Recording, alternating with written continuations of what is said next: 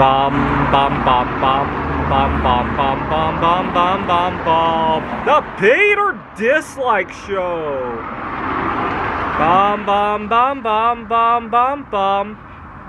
Back in 2014, I took a job at a tech giant and I got a decent signing bonus.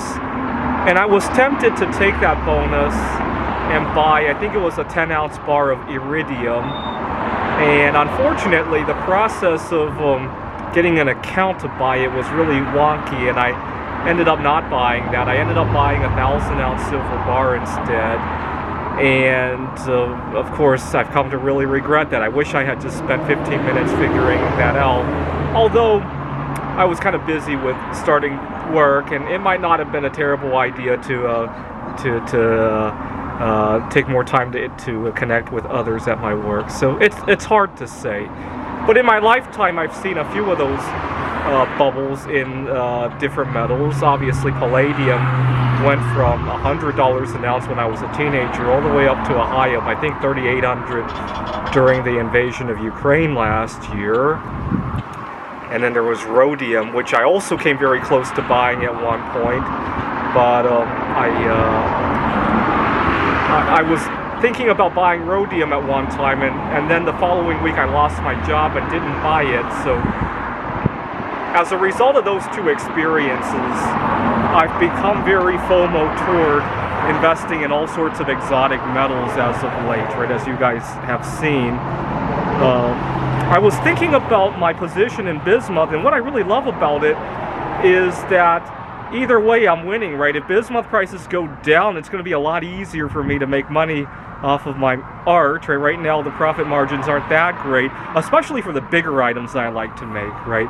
When I make one of those bismuth Ganeshes, I'm lucky to break even on that, right? It's usually the small stuff that I make good money on, right? But if bismuth prices drop by half, that whole equation could definitely change, right?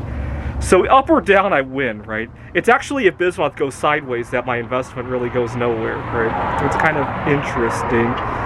But I've accumulated 5 new metals in recent times: bismuth, indium, tellurium, thallium, and tin, and hope to add even more.